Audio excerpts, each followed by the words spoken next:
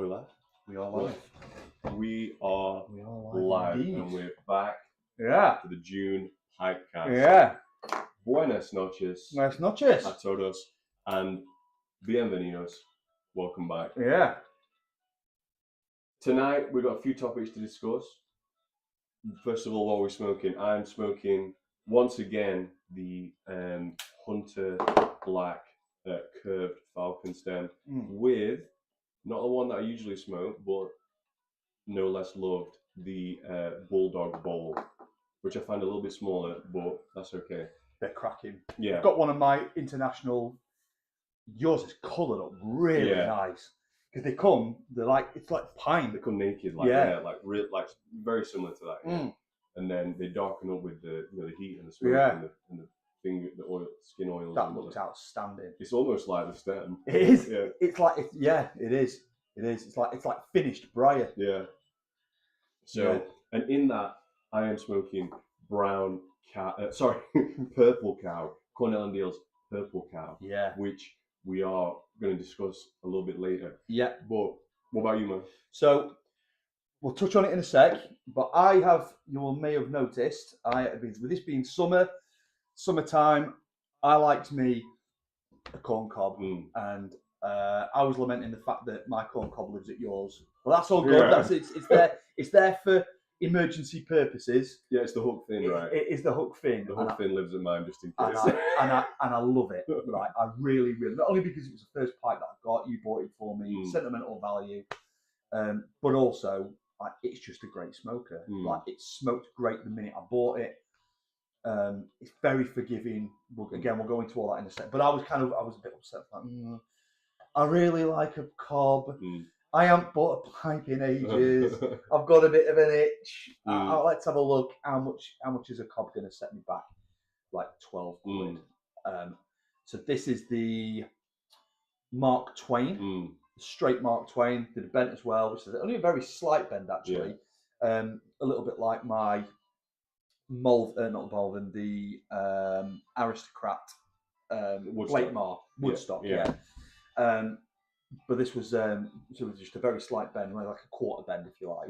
But I thought, it's just going to look great with a straight stem. So we've gone for the straight stem, and just the beauty of smoking a cob. They're just great. Yeah, they are. They're so good. Just to go back to that point, I don't know if you have the same association, but in my head, I think bent pipe sort of like a well-to-do English man.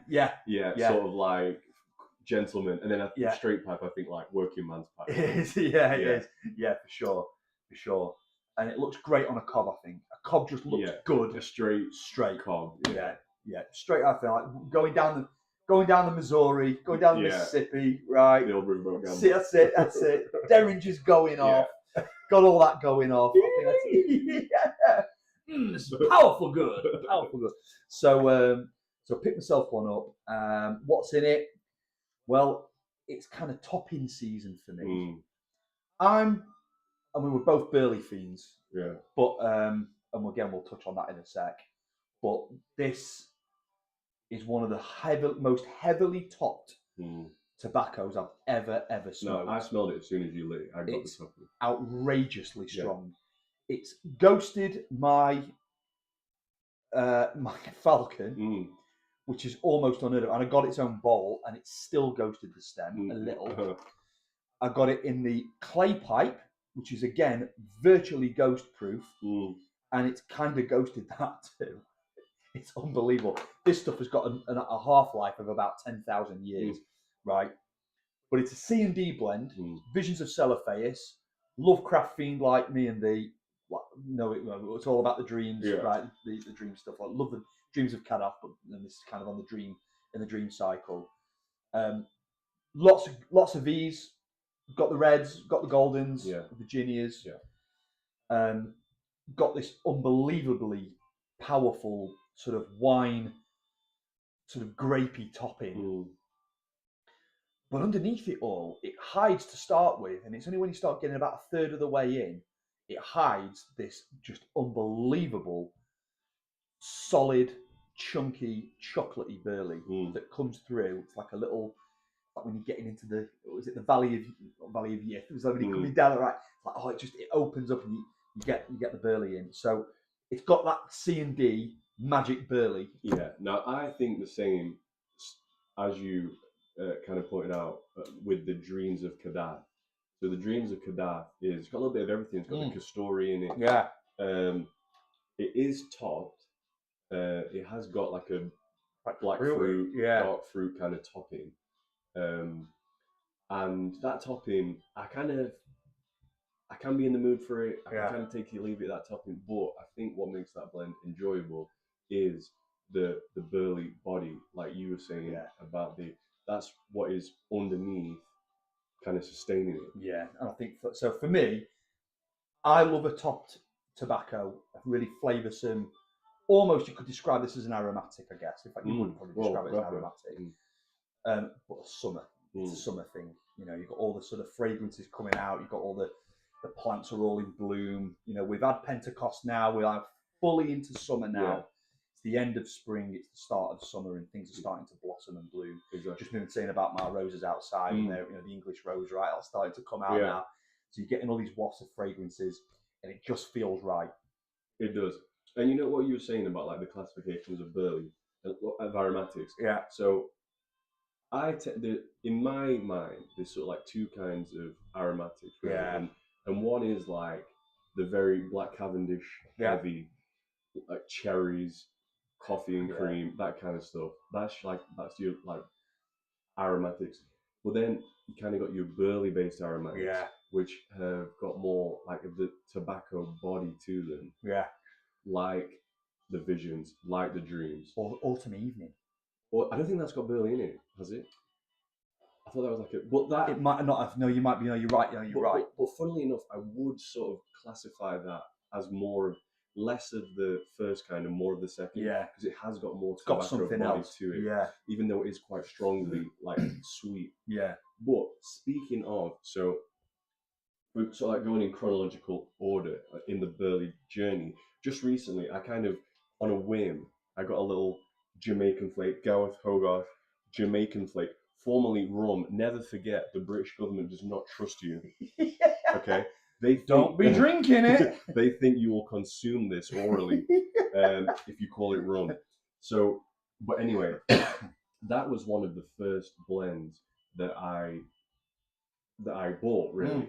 And funnily enough, like I remember smoking it for the first time in a cob, which was the second pipe I ever got after the clay, and that was the Missouri Mission Emerald, which is a bent pipe with a really nice green acrylic stem, lovely pipe.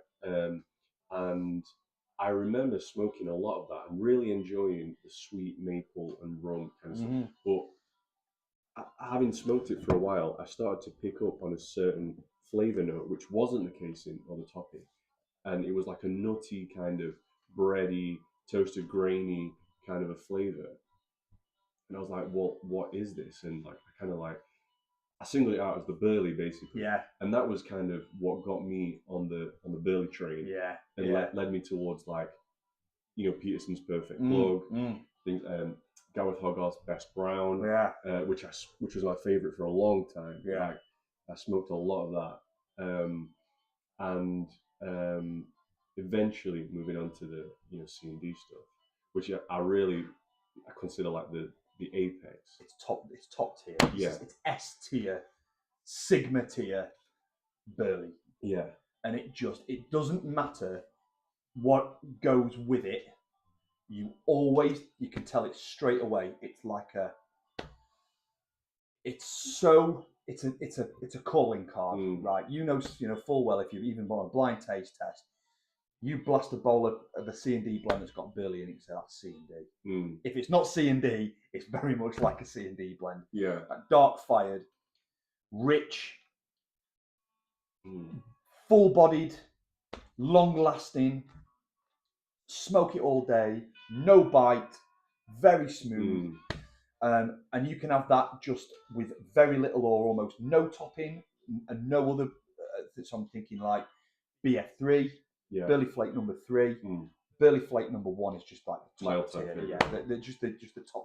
Burley Flake number 1 little bit of, tiny bit of perique, Yeah. just to give it a bit of Just a bit of spice. spiciness. But it's just all burley. It's so chunky and it's a robust burley, definitely. And going back sort of like to the start of my journey, and like just picking up on what you said, thank you. Picking up on what you said, like early in your pipe smoking career, you tend to get tongue bite. Yeah. I haven't had tongue bite I've forgotten about tongue bite. I just don't get tongue bite anymore. And I think that's to do with one, tolerance, but also just technique. Yeah. And knowing how to smoke and how to smoke what, when. Yeah. And when, and in what. And with like, what. Yeah. Yeah, with what hardware. But I would notice when I would get tongue bite, first of all, I would never get it from burley, heavy blends. Yeah. But when I did get tongue bite, like from a Virginia or something like that, the next morning, I would want to smoke, but my tongue was bitten. But if I smoked burley, I found that not only could I taste and enjoy the smoke without irritation, but it seemed to have like a curative property. Yeah. I don't know what that is. It's such a forgiving blend, and even with so we've got it in blends which are very sort of naturally flavored, a BF1, a BF3. But even when you've got a BF3, even that's like kind of like the next sort of stage down, it's like a sort of whiter burley. It's lighter burley, isn't it? Yeah. But it's okay. It's pretty good. But when you got that dark burley, even in other blends with lots of topping, lots of flavour. So I'm thinking something like you got in your hand there, Purple Cow. Not one of the Lovecraft blends, but it's kind of, it sits in that corner of my cupboard. Does that? So this is an interesting blend, blended by Bob Ranowski. Yeah. Memory eternal now. Yeah, memory eternal. But this was an interesting blend. It says that it contains burleys, plural. So I'm guessing there's some white burley in there. But for me, mainly, tastes darker to me. Darks, yeah. Bright Virginia ribbon, which I don't get too much of. Latakia, which is present, but not overwhelmingly so. Yeah. And kind of the star of the show, which is the Maduro cigar leaf, which gives the very sweet, chocolatey, especially when it's combined with the dark burley. Yeah, definitely. And I mean, what I was doing for a long time, and I haven't done it for a little bit, but every now and then I go back to it, is like I like to put a little Maduro leaf in with my burley flake one, just to like amp up the chocolate. Yeah. And I think that's a great shout, man. Like, that just leads to the fact that it's such a versatile leaf that it can go with lots of different stuff, and it just gives it extra oomph, gives it extra body. But even just on its own, like so just coming away from the C&D very, very briefly, but big fan of Semoir. The only thing I can say about Semoir that I don't like is it smokes too quick because it's so dry. It's a quick burner. But it's a beautifully tasting burley. Yeah. And I like to put a bit of cigar leaf with that, but it blazes quick. But that combination hits really hard. Yeah. It's so good. Flavors are great. And I do notice that when you put the cigar leaf in with the flake, it does burn quicker. The whole thing burns quicker. The pure flake is quite a slow burn comparatively. Even generally, I would say. But when you add the cigar leaf, it does burn a little faster. Yeah, definitely. Yeah, for sure. But I mean, in terms of the blend that I've got on here tonight, so yeah, it's aromatic and very, very aromatic, very, very strong in terms of topping. But once that topping starts to wane, this is the difference I think with sort of Cavendish forward aromatics. Once the topping starts to wane, it's kind of, there's not really a lot left there. Yeah. You lose a bit of interest. What are you going to do now? Well, exactly. Well, this, like you get about a third of the way into this bowl, and the burley just starts to sing. It's really, really good. And again, even with that topping on, you can tell that it's a C&D type burley, dark burley. It's beautiful. It's so good. And great with a load of different drinks. You got some coffee on tonight. Yeah, a little bit of coffee. I've poured us out. This is the last of the dregs of our summer Pascha drink, which is they're in Mamont glasses. I love Mamont vodka, but this is white birch, Kazakh. Apparently, they make this in Kazakhstan now, but right on the border. So right out. Speaking of right, I didn't realise until recently, very recently, that the word Kazakh is Cossack. Yeah, I didn't know that. Yeah, those wild guys. Yeah, the Tatars. Yeah, I didn't know that. so my godfather he's got Tatar. Really? Cossack blood in him. Yeah, Sergey. Wow. Yeah, and you kind of see it a little bit. You imagine with a bit of a beard and the big, not yashmat, what they call them. I know what you mean. Yeah. The hat, the fur hat. Yeah. What do they make that with? What animal? Is it yak skin? Okay. Yeah. That looks like it could be. Yeah. You have to check me on that, but I'm pretty sure it is. And he's kind of got a look about it. So, not salute tonight for me. It's Tvoje zdrowie, your health. Gentile.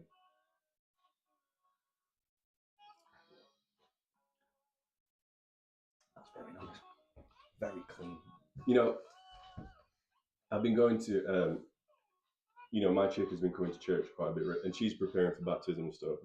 And it's a bit of a running joke that every time I see your godfather in the church, I point him out and I go, "That is a good man. that man is a very good man." And she says, "I know what you mean." I know. But I like to say, he's such a good guy. Yeah, he is a good guy. He is. He's a great guy. Keep his shirt off his back. Yeah, good folks. And I think that does come down to a little bit about that region. I remember speaking to him a bit about it before, and I was asking him about what's it like in the sort of the deep south. And it's all about hospitality. We kind of look after guests. We love having guests around, and we kind of show them around, and we take them into the home and the family. It's very sort of simple life, tough place. Not a lot of money around that part of the country. Not a lot of jobs, but very faithful. Very, very, very strong in faith. The Orthodox Church around there, they've been through some stuff. Over through that the Ottomans, the Tartars. They've been through it, and they all know their history. They're all really even the guy that goes to work out on a lathe. Guy that cuts wood for a living. These guys all know their history. They know their culture. They know their poets. They know their ballet dancers. They know their composers. It transcends sort of class.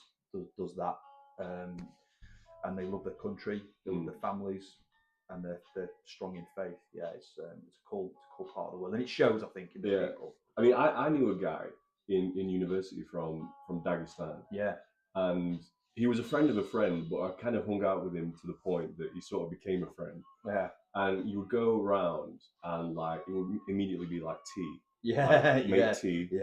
Offer you anything. Yeah. And one thing I noticed is that if we go out, anybody that it didn't happen all the time, obviously, but if someone spoke to you in a bit of an aggressive way, he'd be there. He would appear out of nowhere to back you up. Even though he'd not known me that long and he was kind of a friend, but he just ready to scrap. They don't take a backward step, do they? And it's sort of like, this is my guy. I'm out with him. Yeah. He's sort of my responsibility. So you don't talk to him like that. You don't say that. And that's good, man. Yeah. That's good. So we've got a couple of guys on. I'm going to try and expand the chat a little bit so I can see. We've got. Looks like two boomers. It does. Squinting. Oh, my eyesight's not what it used to be. Let's see if I can bring that up a little. That's Bearded Kennedy and great to see fellas smoking jackknife in the Nordic. I've never heard of that blend. You have to tell us about that now. Okay, and we've got. Is that Highland Duncan? It looks like Highland, doesn't it? I think it is. I think we've got Highland Duncan on. Lazy Day mix. Oh, we have. Here we go. Is that lazy evening? Who blends that? What is in that? You have to tell us about that, bro. The Chieftain one. No, it's. Oh, is it? Oh, I can't remember now. Can't remember. Shout up, Duncan. Let us know. I can move the thing back down now, so I can help see what I'm doing. Sorry, team. Vodka. It is good. Creamy. Yeah. Vanilla. Bit of sweetness. That's nice.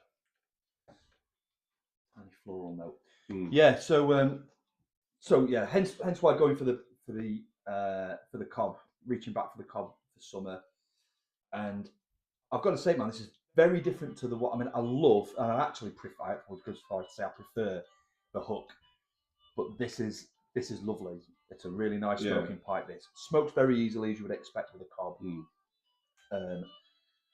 Takes a filter, which is unusual. It's not what I've been used to with cobs, but that's fine. I've got some 6mm balsa filters, and there's no impact on draw. Draws really nicely. Thick. That is very thick. It's a chunky ball. Thick ball, right? Thick ball, and that just eats the heat and the moisture up like nobody's business. Well, let's talk about that. Let's talk about the properties of the cob and why you would ever pick a cob over a briar. Right. So first of all, it's cheap, right? Yeah. And abundant. So Missouri meerschaum being a very rarish, sort of difficult to work with material, very delicate, but it's got smoking properties which you always want it cool and dry. Yeah. And the meerschaum, and it doesn't ghost. And it doesn't ghost. The meerschaum never has to worry about moisture. It's great with moisture, and it's great with heat. It's a very, very good conductor of heat, so it'll blast it out of the sides of your bowl and doesn't go into the tobacco. But as you say, fragile. But it's fragile. And I dropped my meerschaum, Star Meerschaum bowl, not my pipe, but the meerschaum bowl that I got for the Falcon, and it's got a chip, and it started to develop into a crack. I'm kind of wounded about that. But this stuff is really robust, and it keeps it cool. It's very porous. It's quite hard in terms of a material. It can be quite hard wearing, not as hard wearing as briar, but it's when it's been treated properly, you'll get a few years out of smoking one of these. Yeah. Sucks the heat out, dries that smoke out like nobody's business. It's really, really good. It's very forgiving. I can blast quite hard on this. I would go as far as to say Falcon for the engineering, how they've engineered that coolness and dryness. Yeah. But this is just a very natural way of keeping your smoke cool and dry. Straight out of the material. The material just looks after that. It's purely the material. Yeah. And like you say, they're cheap, so there's no need to get too sentimental, although you will. But there's no need to get too sentimental about. I don't know. I can't imagine how a man doesn't get sentimental over his pipes. Like every single one. Like I've in the past, like multiple times, I've been like, I'm gonna get a cheap pipe so that I don't really care about it. It's just a knockout, and then you end up falling in love with it. But like you say, they're inexpensive. You can pay a bit more. Sometimes you pay a bit more for the stem. Like for example, I paid about 25, maybe 30 quid for the cobbits. Yeah. So I got the cobbit. I nearly went for one. Yeah. I nearly went for the dwarf. Yeah, the dwarf's a nice one. Yeah, it's like an acorn kind of shape. And they're a longer stem, and it's an acrylic stem. But they're inexpensive, so you can chuck it in your bag. You can take it out and about. You're not get too worried about it getting knocked around. Yeah. And the thing is, you can pull it out. You may need to run a pipe cleaner through it after a few smokes, but you know that you are going to get a great smoke. Now, even with your most beloved briar, even when you do everything right, sometimes it just doesn't come out right. That's right. And it's dependent on blend. Some blends just suit a particular briar type. Some blends don't. Virginias particularly, they can be a little bit fussy. They might like a big thick bowl. They might like one with a tall chimney. They're removing parts of the machine a little bit. With a cob, you just don't have to worry. Whatever you bang in that, it's going to smoke great. And I would say that they tend to bring out the natural sweetness of the tobacco. So if you're smoking something like a straight Virginia in there, it will bring out the sweet sugars. Burley sings really nicely. Yeah. I think it amplifies if you've got any kind of casing or topping on there. It tends to give it, it tends to amplify it. Now, the one thing I would say that I don't like to smoke in a cob is any Latakia. Don't know what it is. It just does something to the flavour of it. Maybe it's the porosity of the material. Something with that. And also, think about it. Typical English blends, it's going to have some Latakia in there. Often it'll have some Latakia in there. It's briar. It's briar all day long. Gotta be. It's that kind of English type that sort of English smoking aesthetic vibe. Aesthetic. Yeah. right. But anything that's if you like summertime, you want something with bags of topping on it. I love it. You're not going to have to worry too much about it ghosting. It's cheap enough. You can just go and get another one. If I've got a blend here, which I know it's going to ghost quite badly with other stuff, I'll pick another one up. It's fine. I'll just keep this for the business seller phase. You know, a couple of months back, I was at work and I was smoking the pipe, and I got a guy at work, another guy's like young, about 10 years younger than me, but he was like, he said something like, "What would it take to get hit on that pipe?" And I said, as a rule, I never let another man smoke my pipe. I said, however, I've got a little stubby corn cob in the car that I've just had knocking around. Yeah. Would you like? He said, yeah. Yeah. So I gave him that pipe, and we were like bopping around smoking. Yeah. I gave him like a bit of I think nougat, the Stockerby nougat. Yeah. And so that's the great. It's maybe something you could have around to share. Yeah. You know. Yeah. If maybe let's say that you've almost hit the free delivery, but not quite. Yeah. Stick a cob in there to make up the free delivery. Yeah. And you've got a spare pipe for a friend. Yeah, man, that's a great shout. That's a great shout.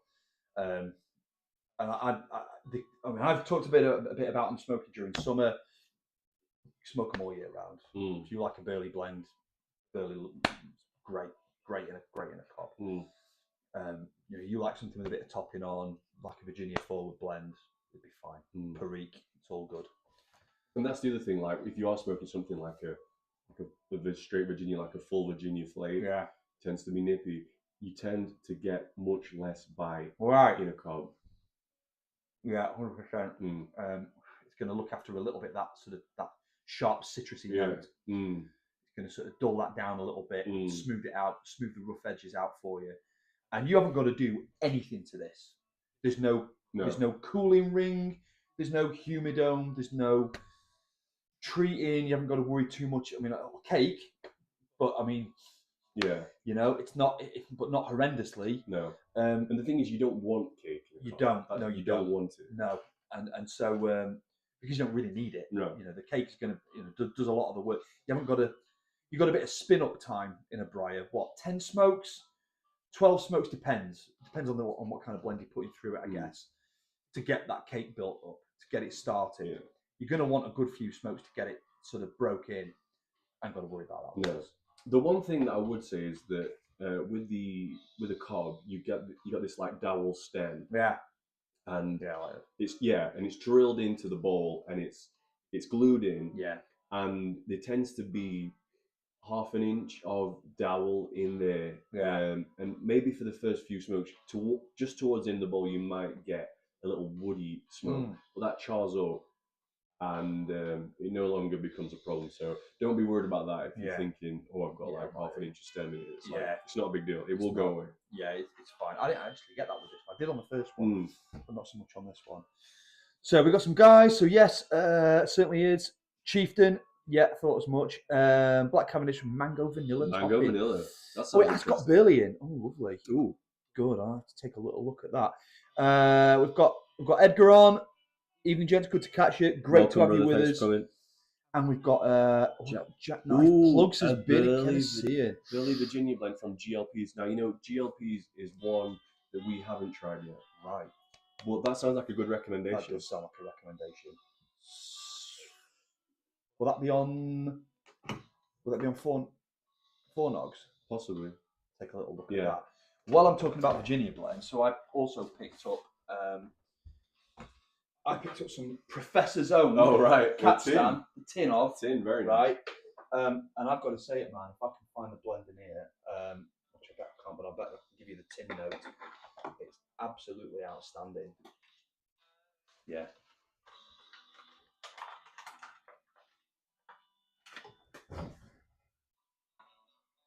Yeah. I feel like I never gave Capstan a fair shake because when we did the Tolkien PipeCast, we got two blends which are Tolkien associated. The Capstan, which is famously his favourite. Yeah. And also the Nougat, which is apparently what they smoked on set. Yeah. Yeah, that's nice. Smells aged. Smells like it's been in a jar a year. But when we did that podcast, I had a horrible cold and I really couldn't taste what I was smoking. That's right. So maybe I never really gave it a fair shake. But maybe it's something I have to revisit. Well, that said, I do think especially the ribbon, it took a long time to jar that, but that is now as rich and as fruity and tasty as the flake. But that's come straight out of the tin. That's a great smoke.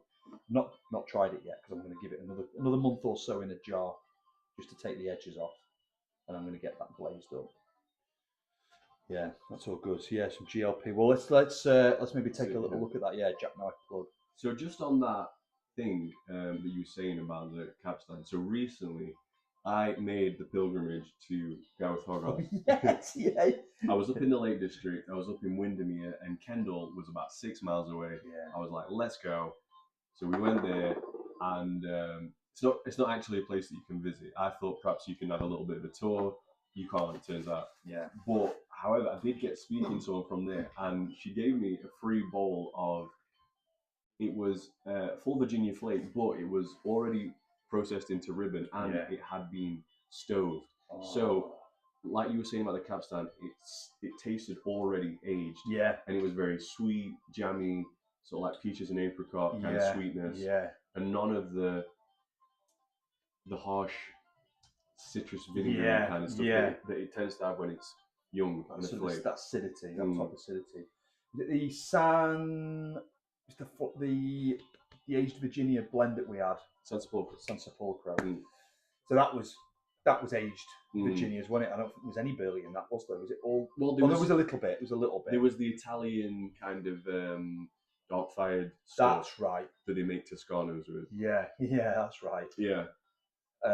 But I got the same kind of vibes from that as I have with when you've aged Virginias really nicely. Like all that honeyness, that sweetness starts to then come to the fore. So that's going to be the next on the smoke. But I think that's going to be kind of sort of a late summer. I think I'm going to be taking some. Going away this year. We're off to Rhodes in Greece. It feels like right kind of blend, right kind of place. Definitely sunshine kind of smoke. Yeah, those flavors. And like I said to you last time when we went to Cyprus, and I took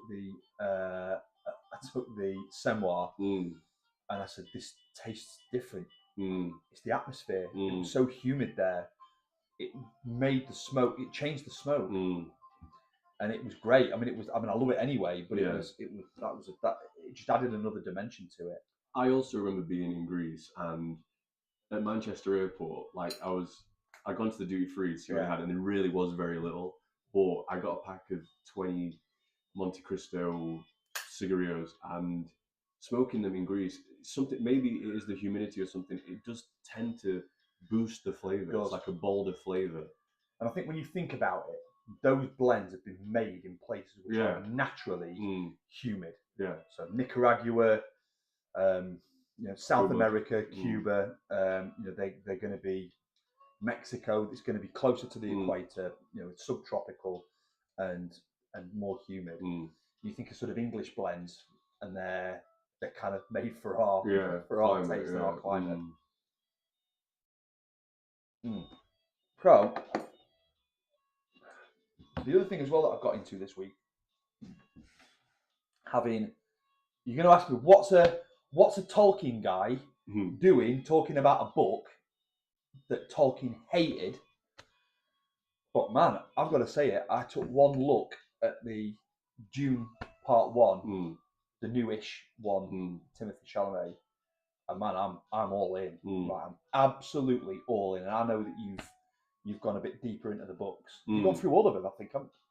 Yeah, you've gone through all the books. So without having read any of the books yet, I do hear that the book is the Villeneuve film is relatively faithful to the source material, bar a couple of things, but broadly quite faithful to the source material. And man, I loved it. I absolutely loved it. So like you remember like with the Game of Thrones, when like the best thing about the Game of Thrones was like all the intrigue for me. It was all like the plotting, and you've got different houses and different families and sort of different ambitions and kind of plots and subplots and stories within stories. little bit Shakespearean like that, I thought. Yeah. You know, sort of side quests and sort of plots within plots. But it has got a touch of Hamlet to it. Yeah. Kind of. Yeah. I get that. Yeah, that's a good like the shout. deposed king and the Right. exile. Yeah. Right. So in essence, there is this planet, Arrakis. Yeah. The Dune. Or AKA Dune. AKA Dune.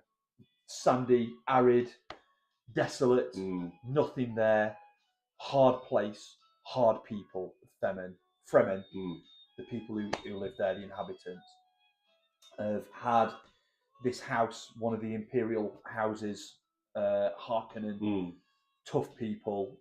By the way, just as an aside, he picked that name by flicking through a Finnish phone book. How Finnish is that? Like, Dimitri Harkonnen, like, this guy's a bit confused. Yeah. Like, maybe he lives in Karelia. It's like right on the border. But yeah, so we've got I get that. I get that totally, and they kind of got that sort of that vibe to them a little bit, you know, like kind of that. Busty. But that sort of hard face. It was so they've gone in. They've been mining this stuff called spice, which is like a hallucinogenic narcotic that sort of blooms from the sand. Yeah, and by the way, I'm not sure like how much it impresses it on you, but spice is like vital for the entire empire because it's required by the spacing guild, like basically for space travel. It's required because navigators for navigating. Yeah, they need the spice to be able to navigate. If they don't have it, they can't do it, and everything comes to a halt. So, well, not only that, it has religious, ceremonial importance for the Fremen, and also the Bene Gesserit, the other faction. Yeah, and kind of a faction, but like a kind of a hidden faction. Are they? Aren't they? They're like a almost like kind of a coven. Sort of female orientated. Yeah, it's kind of an open secret that they're in positions of government. Everyone sort of knows about it, but their work is largely, you know, a cult. And they sort of install, you know, they'll encourage very strongly, for women to get to marry into positions of authority, into high places, so that they can steer from the dark, from the shadows. So I thought that was really interesting. Haven't seen much other than just the Imperial troops yet. Haven't seen the Emperor yet. But it's sort of centered around the story. Sort of centered around House Atreides. Atreides, right? Which is from the line of Atreus, the mythical king. Leto Atreides, Oscar Isaac in this film. I can't remember who played him in the.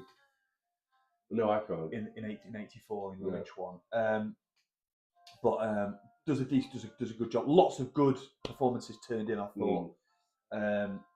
And his son Paul and his mum Jessica, but who is not an Atreides. No, not the wife. She's not a wife. Yeah, she's a concubine. But he's kind of looked after her, and there was a line that was in there saying, "I should have married you. I wish I'd married you." And she is a Bene Gesserit. She is. And she went against her orders from the Reverend Mother, which was to give birth to a daughter. Yeah. Because they have control over that, apparently. She gave him a son. Yeah. Because he wanted a son and an heir. Yeah. Apparently he's the heir, even though he's not legitimate. But he's I don't know. But he's the heir. They wanted a daughter for another Bene Gesserit. Yeah. But she went against the rules to do that. So. Yeah. And that there is it starts off that Paul is special, he can do things, like she's been training him in how to sort of use this commanding voice. The voice to kind of to compel people to do something. She's also been training him in the Bene Gesserit martial art, which is called the Weirding Way. That's right, yeah. Which he will later teach to the Fremen to make them like even more unstoppable. Yeah. We mentioned about the Weirding Way, and I wonder what that was. That's cool. And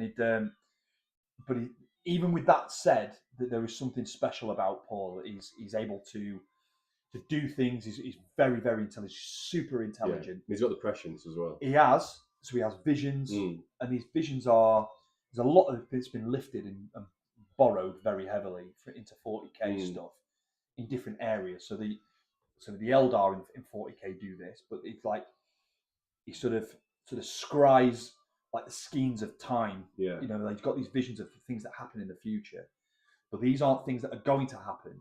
These are like possibilities, and it's almost like taking in like an extension of sort of critical thinking and long-term strategic thinking. You know, sort of systems level and strategic level thinking. What happens if I do this? Yeah. What happens if I do that? But this happens in the dream and the vision level. He's only got a degree of control over this, but then he'll see visions sometimes from different perspectives, sometimes with different outcomes or that appear to be different outcomes, and it forms his thinking of how to manage these really difficult and in some cases like deadly situations.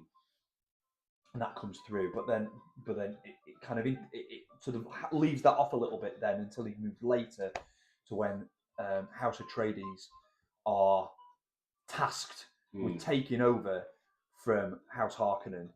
Yeah. At Dune. Yeah. And I said, "Oh, Harkonnen's going.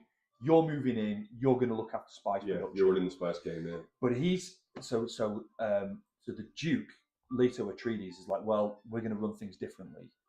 We know that the Fremen are outstanding fighters. These are tough people, very, very skillful. Because they've been like making the Harkonnens' life hell for a long time. I think it's like 80 years or something. Never got topside of them. They've never bested them. And there's one of the scenes early on in the film where they're just basically shellacking these Fremen positions to try and blow them to pieces. But they're just shooting at ghosts. These guys are gone. Then they're able to. Not only are they able to survive this horrendously hostile place, which isn't just the climate that will kill them, you know, the lack of water, which is like prevalent throughout the whole film and throughout the books, I guess, as well. But also like the fauna there as well. You know, like the animal species. You've got sandworms. Yeah, that's the main one. These colossal creatures that eat everything, that sense the vibrations. So, but they've learned to sort of live in harmony with that, but also to kind of turn it into a weapon itself. That they use their environment itself as a weapon and as a line of defense. So Harkonnen have gone. Atreides are in, and Duke Atreides says, "We're gonna do things differently. We're gonna form an alliance. We're gonna work in partnership." And the Imperium don't like that, and it turns out later that the whole thing's been a bit of a pretext to oust them, to kick them out, to wipe them out, thin the numbers down, reduce their power, because the Emperor knows that the power lies with House Atreides. Yeah, he's a popular figure in it's called the Landsraad, which is the kind of the communion of the great houses. Landsraad, yeah. It's kind of interesting. It's kind of a Germanic thing, that like rat, like a parliament, like the Rathaus in Germany is like a parliament, and the Rada in Ukraine being the parliament. Okay. Like sort of land parliaments, like the lands, you know, the different. I was like, I got that from it anyway. Yeah.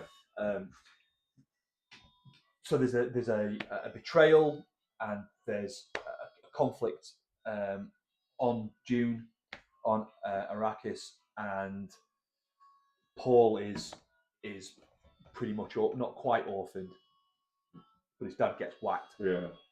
And he's out in the desert and meets Cheney, the girl, who he's been having visions about, and this other fighter, this guy who he's been having visions about that he kills him. He's been having visions about that he dies through this guy. He's been having visions that he's his friend. He's been having visions that he's fighting him. But all of those things in the end are, you can paint a case, you can create a case to say all of those things are true, but just from different perspectives. But he has to fight for his life. Yeah. He has to fight this guy, and he's very, very skillful in combat anyway.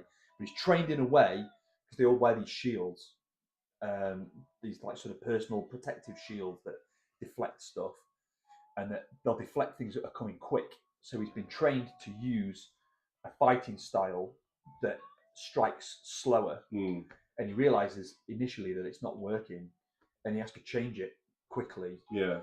And just blows this guy to pieces. Mm. This knife fight, but he rips him to pieces. But he doesn't. But he stops. He keeps saying, like, he holds the knife to his throat. Says, "Do you yield?" He's like, "We don't do that. Yeah. You've got to kill him. Yeah. Like you're disrespecting him Yeah. by doing that. You know, if he's lost, he's lost, and that that we're not.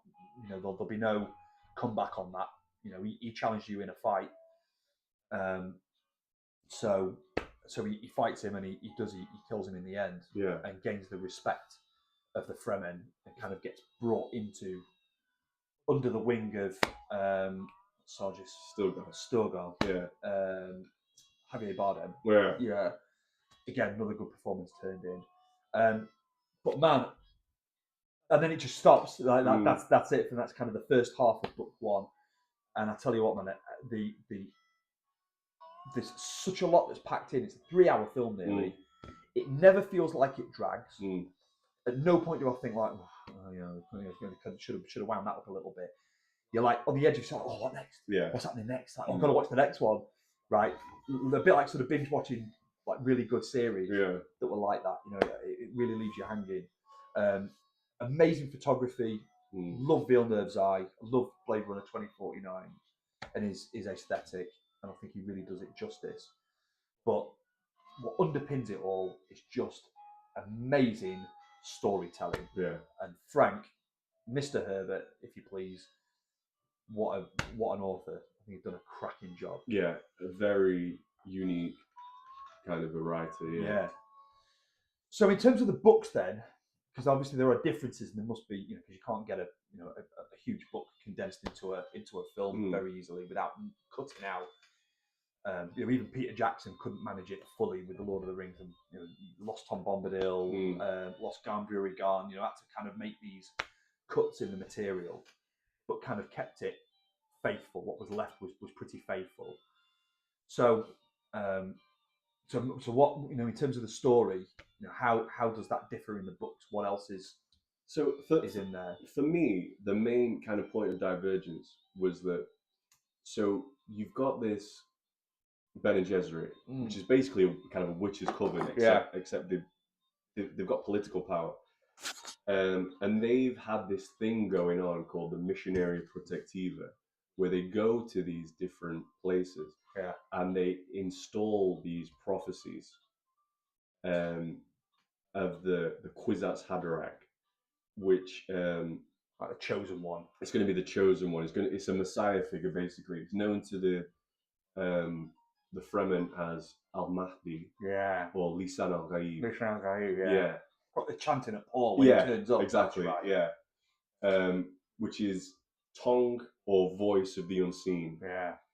Oh man, that's great. It's like the command, like the voice. Yeah. Unseen, like the Bene Gesserit. And he's the one that can see beyond the veil. Yeah. And bring it back. Yeah. And the Mahdi is a figure in Shia Islam, which is believed to be, if I'm getting this right, it's going to be an imam, a religious leader who's in occultation, he's hidden, but he's going to come back to, I'm not sure exactly, but he's a kind of important figure to them, but that's where that comes from. Right. So that's what they're installing, and it's not exactly clear from the beginning whether Paul is in fact going to be the Kwisatz Haderach or the Al-Mahdi or whatever.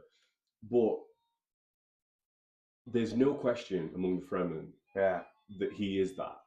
They've been fed this prophecy for a long, long time. They've been expecting his arrival.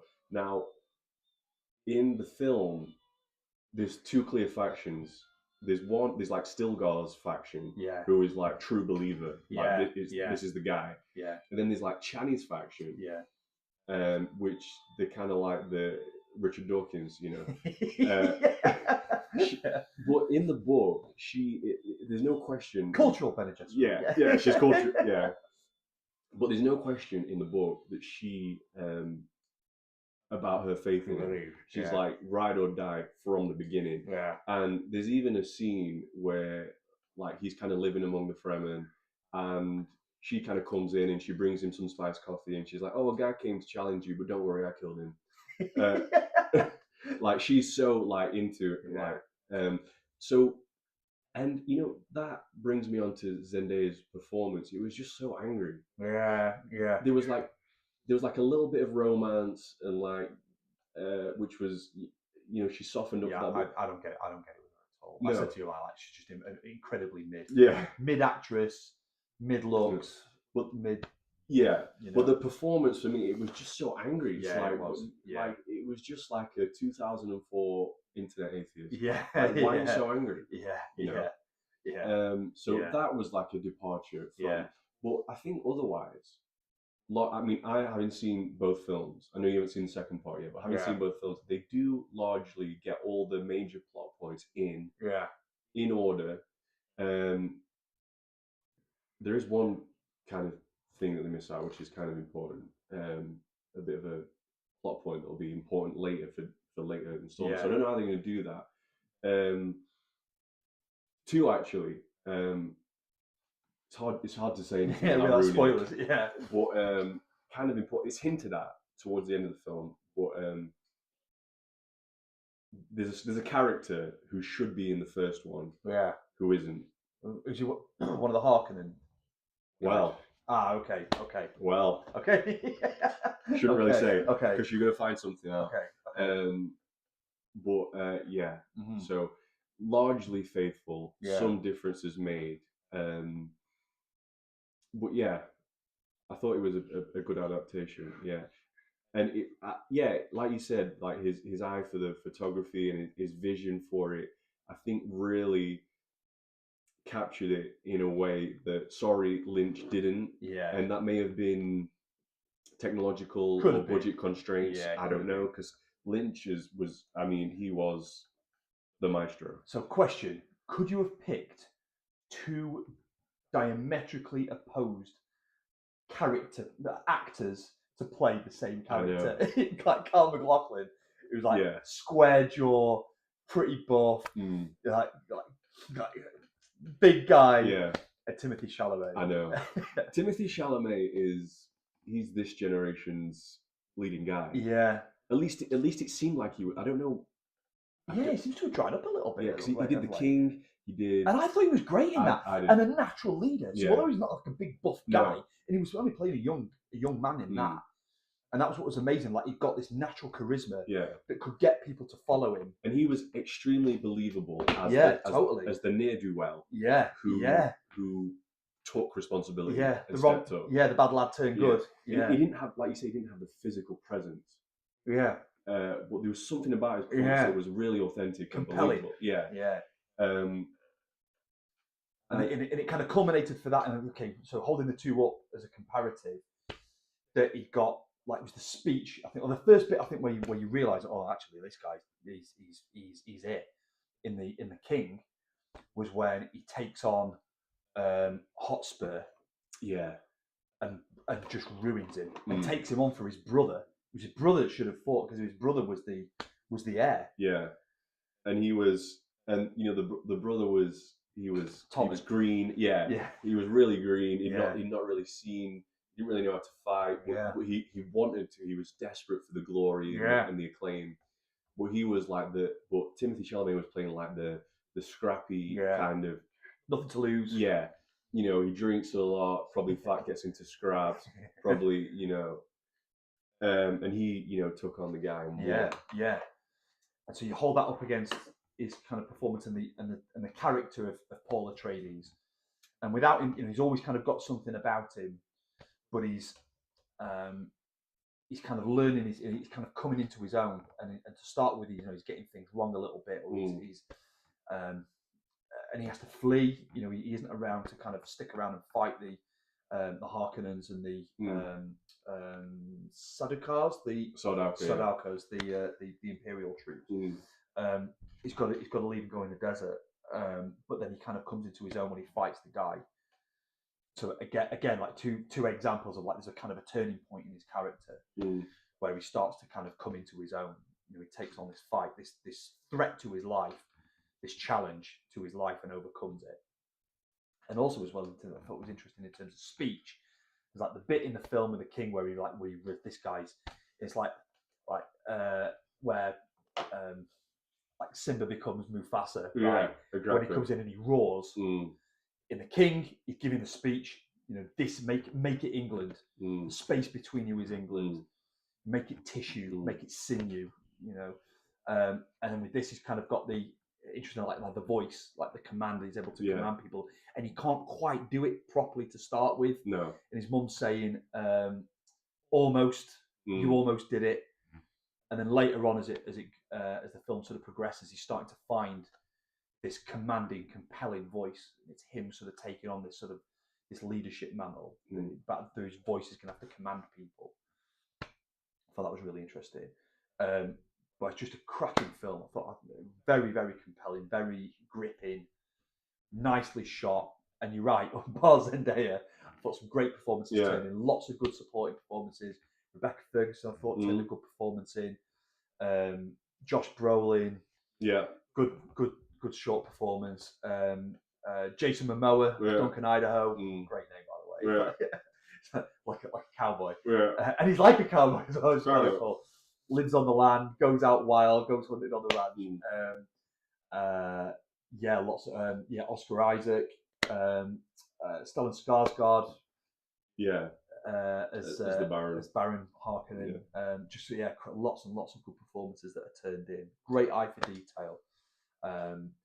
So, in terms of because Tolkien hated it, we're talking big sort of world builder. Created this world for his characters to live in. But I still see that. There are worlds in Dune. You've got 4 places that are sort of shown up a little bit, but it's mainly sort of focused on Arrakis. Yeah. But then you've got these other planets. But there's a kind of a not necessarily a world building, but there's a galaxy building, right? That Herbert had sort of put together, oriented slightly differently, more towards the sort of the people that are in it than like the land itself and the sort of the map and the languages, for me at least. But I'm so surprised that Tolkien didn't like it. Yeah. It really amazes me. I can't understand why. And we were talking about this a little bit, but I think there's like an element of like cynicism to the Dune world. Yeah. That is, like in Lord of the Rings, it's unquestioned. Like Aragorn is from the line of Elendil. This is his throne. It's not questioned. It's like he embodies it. Gandalf is a mayor. Yeah. He's is this like angel figure. He has authority. He has authority over the Balrog. Yeah. He has authority over the forces of Sauron. Like he shows up when the Gondorian soldiers are fleeing from Osgiliath and they're being chased by the fell beast of the Nazgul. He has authority over that to turn them away. Because the black breath, it doesn't affect him. Yeah. But in Dune, it's like, is this guy the Kwisatz Haderach? Yeah. This is a seed that's been planted by a nefarious organization. His ambiguity. Yeah. Yeah. And it's questioning of, and it reminds me of something that we say pretty much every Sunday in put not your trust in princes or in the sons of men. Yeah. Paul is a religious figure, but he's also a political figure. Yeah. And we've all become, I think, wary, I should say, of promises made by those in political power. Weary too. And I think that it's critical of that in a way that Tolkien isn't. It's like this is the rightful king. He's a good person. He's gonna reign. Yeah. He's gonna reign righteously. Yeah. That's it. Like strong archetypes. Yeah. In Tolkien. And I think it's a much more Christian vision. Yeah, it is. And yet, I still got, when I was messaging you while I was watching the film, I was still getting some of that. I mean, Pajot says, doesn't he? Like the Christian story is prevalent in so many things. It permeates, even at the subconscious level. Our storytelling. It's come through myths and legends and tales. But that like Paul has to go out into the desert. He has to kind of come into his own. He's about his father's business, right? He's having to kind of go out and and come back. This relationship with his mum, who is kind of who herself is a very faithful figure to her order, but that loves her son and wants him to come into his own, wants him to command, believes fully that he is the one. Yeah. So there are sort of areas in that, and then you've got sort of thing with disciples. I think as well about his own people, in terms of coming to the Fremen, maybe kind of a symbol for the Gentiles, maybe. Yeah. Another branch. The branch has to get grafted on. But there were bits of it that I picked up and thought, there's some Christian mythos in there. Yeah, there's definitely some aspects of, but I think he's a composite figure. He's like, he's not a straight Christ. But he's got some elements that are definitely Messiah-like. Yeah. But it's also hard not to see he is also a Muhammad figure. Like, he's in the desert. He's uniting these Bedouin tribes to, band together to revolt against the power in charge, and he's also a T.E. Lawrence figure. Who is largely similar kind of story, like uniting these Arab Bedouin peoples to revolt against a large. He's also a T.E. Lawrence figure for sure. Yeah, that's a good shout.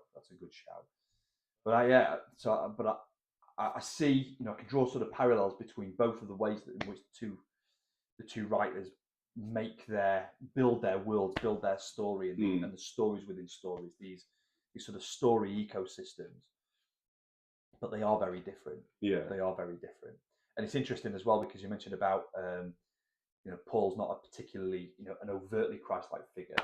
But Tolkien says that he didn't like C.S. Lewis's work either. He was quite critical of his, even though they were big mates. Yeah, too overt. It's too it's too explicit. And there was Christian ethos and the Christian story within the Lord of the Rings. Yeah, but split up and sort of told in parts in a way. Yeah, different characters. It's more like told. So, like for example, Aslan. It's heavily hinted that Aslan is not just a Christ figure, but is actually Christ as he is incarnate in Narnia. But Tolkien never wrote, like, there's no one person that you could say that is the Jesus stand-in. But there's like Frodo who carries this object tirelessly. Like the ring, the one ring is like the cross. All the sin and the temptation, and then there's Aragorn, who's the exiled king, who's going to come into his kingdom, and then there's Gandalf, who basically does the descent into Hades and returns. Catabasis. Yeah, exactly. So there's no one figure that you can say that is and the resurrection. Exactly, the resurrection. Look to my coming on the third day. Exactly. On the third day, look to the east. So there's no one figure that you can say that is the Jesus stand-in. But certain characters embody in certain ways patterns of Christ. So it's interesting, but maybe just kind of spoke a little bit to kind of Tolkien's character, that he was just really into what he did. Really, really into what he did, and so much so that I think he found it difficult maybe to relate to other methods of storytelling. Maybe. And the thing, what is so great about Tolkien is that he, being such a mythologically minded man and so grounded in his Anglo-Saxon culture, he kind of used pagan language to write a Christian story. Well, he was a linguist. So that's where it started for him. I've said to you before, like, when you learn languages, like the study of a language is like the study of a people. Of course, And he loved languages and he loved maps. He would make his maps first. He would make the languages first before he started deciding what these people look like. What are the political factions that are within it? And there's all that in there. I mean, you look at the stuff that happens on Numenor in the Silmarillion, very political, And then the stuff that's going on today, and you think like, that's kind of, it's a little bit like what went on in Numenor, almost like it really happened, But but it's different. You know, it's written in a different way. It's not. It's not prevalent all the way through his writing. His writing is much more about those strong archetypes. Yeah, definitely. And the archetypes are there in Dune too, but the worldview is different. Yeah, it's a difference of worldview. That's what I'm saying. You're right. It feels like a bit more of a worldly world building. Yeah. Right. So it's much more about like the failings of people, you know, like backstabbing and plotting and deceit and ambition and greed. You know, there's all that stuff that sort of swirls around. Yeah. But it doesn't make it any less like compelling. It really is. And gripping. Mm. It's a great. So I'm gonna get the next one watched. Yeah. As soon as I get another couple of hours, maybe another 3 hours, get that spammed, and then I think I'm taking those books away with me. Yeah. So it'll be reading time. Yeah, absolutely. So I heard that when they're talking about, some people say they can be quite difficult to read. I read the Silmarillion and say that's quite difficult to read, but I really enjoyed that. But also that how it's describing sort of Paul's visions, that it fleshes a lot of those sort of possibilities out. Yeah. There's a lot of noise in the books, and in terms of like, you know, there's no sort of clarity to start with. It's not until later on where you start to get clarity on some of this stuff. Yeah, that's true. I think it will flesh out definitely. I mean, I would say the first book, Dune, is very readable. Yeah. Very, very readable. Like, it's gripping, it's compelling. You don't want to put it down. Book 2, also very readable, but in my opinion, not as good as the first one. The third one, again, a readable book, but it gets a little bit more esoteric and a little bit. And then by the fourth book, it's like, it does get harder to read, I will say. It gets very, very weird. Maybe the prof just skipped straight to book 4. Yeah, maybe he did, yeah. But nonetheless, really enjoyed it, man. Really enjoyed it. So maybe we'll get that part 2 out of the way. Yeah, we'll discuss part 2. We'll talk about how it all wraps up. Yeah, sounds good. Cool. Okay. Man, I really enjoyed that. Really enjoyed. So that we'll get another one in. We've got a bit of consistency. So got me to read the talking books. Amazing. Yeah. Do you know what? I really loved reading the Narnia Chronicles with the kids, and they got it straight away. So I think for kids, and I remember what the BBC did a serialized drama on it. Yeah, and it was really good. Back when the BBC did like good stuff, right? And they did a pretty stand-up job of it. But the books are great. The books are really, really interesting, and I can, even as an adult, I think you can get a bit of something from them. And we've got Johnny Boy, Father Deacon Theodore. Yeah. So great to have you on. Watching from work. Thank you, bro. Yeah, thank you. Thanks for checking in with us. So yeah, man. Being kind of seeing you've been reading Lord of the Rings. That's cool. You'll have to let us know how you got on with those. Yeah.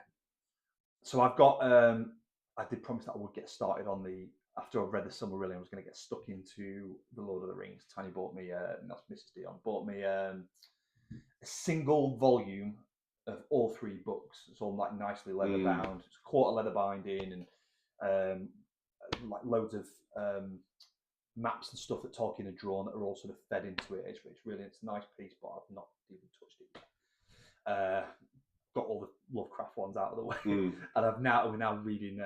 Both of us are reading Loras. Yeah, which has been a great read, a really, really good read. 15th century, plague-riddled Russia. Yeah, tough time told through the story of Arseny and his grandfather Christopher. And I'm only at the first bit, but it's good. It's good. That's through Hilary Lane's book club. Yeah, second story is the channel. Great channel. Yeah. So maybe we'll touch on that as well. I think when we finish that, it'll be worth the stream. Oh, definitely. Yeah, definitely. So the last one I read with her was Balcony in the Forest. Yeah. That was a good book. Julien Gracq, who was he was a Second World War veteran. So he was actually captured and went to one of the sort of the prisoner of war camps. Treated pretty well, I think, as I recall. But he was he was one of the people he was in the Ardennes. It's all told through the Ardennes, like through the invasion. Very, very interesting story. Weirdly kind of paced because it builds up very slowly over like 20 chapters. And it's a 24 chapter book. Right. 21 and 22 is like the invasion. Right. It's just like smackdown. And it's like, all right, now what? But that was a good book. It's probably how the French experience. It's exactly how it went. It's exactly how it went down. Yeah. Just this long period of waiting. And a very, like I said, the Lightning War, the Blitzkrieg, and and then the aftermath. It was cool, and it was done really well. I thought Hillary looked after it really well as an exercise, done check-in every week with chapters, and we kind of discussed it and stuff. It was good. So see where this one takes us. Yeah, good.